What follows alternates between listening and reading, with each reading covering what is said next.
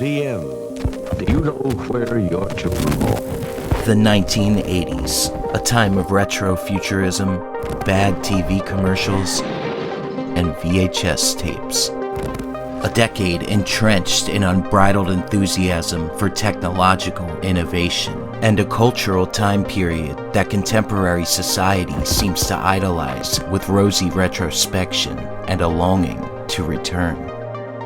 But underneath the glam rock and poppy aesthetic lies a dark side of skyrocketing violent crime, mafia turf wars and executions, and an explosion of cultic and occult activity. And as is often the case with culture and society, these aspects were reflected in the media of the decade, with the rise of the slasher villain and the inception of America's fascination with true crime.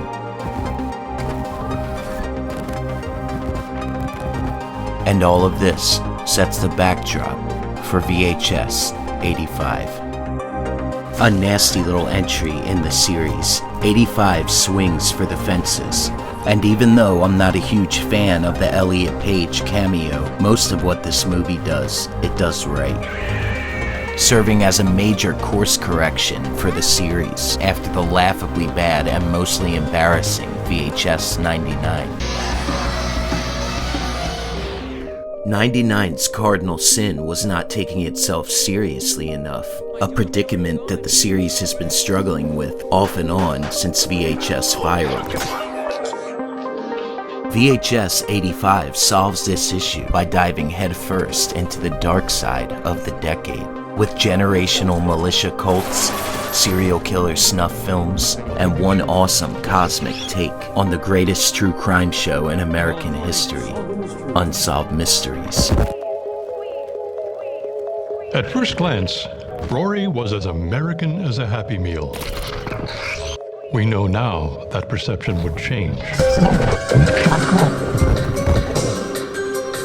We care about us, but we treat other intelligent life horribly. And 99% of the film Horribly. is presented very candidly and seriously, without any winks to the audience or self-indulgent masturbatory goofiness. VHS 99 mocked the 90s and the culture that it stemmed from.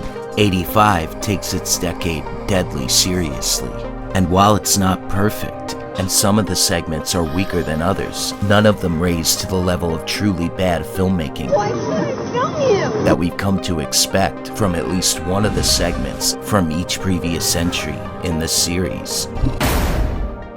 Add to that some innovative narrative twists that take concepts that at first seem to be cliched and derivative and turn them on their heads, leaving VHS 85 as a serious contender for the most consistent entry in the entire franchise. So VHS 85 gets the tone right and keeps the structure fresh. But is it gory? Yeah. Check it out.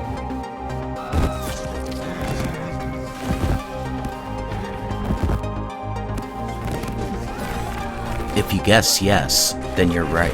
VHS 85 is also a contender for the goriest entry in the VHS series. And all of these factors combined make for an ordeal of a movie, and the best time I've had with the franchise since VHS 2, which is half the reason I made this video.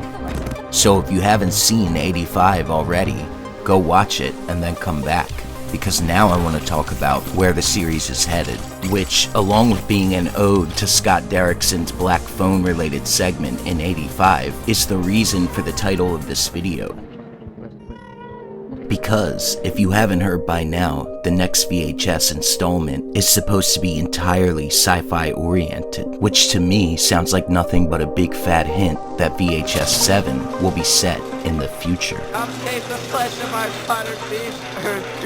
And while I'm not absolutely sure about this, I am fairly confident that that's what's going to take place, as it makes sense in terms of logical progression. The series started in the present and then moved backwards into the past, making the future the natural final frontier for the series. And if that wasn't convincing enough, check out this quote from producer Josh Goldblum, which hints that the next VHS will take place in space by reminding genre fans that horror icons Jason Voorhees, the Leprechaun, Pinhead, Dracula, and even the Amityville Horror House all naturally progressed into space.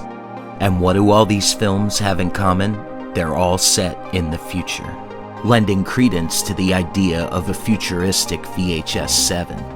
And personally, I find this a bit reassuring, as I was worried that the producers and Bloody Disgusting weren't entirely sure of where to take the series after VHS 85. And while sci-fi horror isn't my favorite subgenre, and sending a previously established horror franchise into space is often the death knell for a series, the times when the subgenre has been done right have led to some truly great horror films. And one of my all-time favorites, John Carpenter's The Thing. So what do you guys think about the prospect of VHS in the future or VHS in space? Personally, I just want more revelations about the tapes, who's making them, what their purpose is, and where they're coming from. As I don't think the series can subsist on theme and disparate segments alone, which means that the creators and the producers need to bring some serious world building and connective tissue to the series to maintain it. And I know we got some vague allusions to these concepts in both Viral and 94, but Viral in particular was so piss poor in its conception and execution that I think we'd all be fine ignoring those things, and I think the producers would as well. What do y'all think?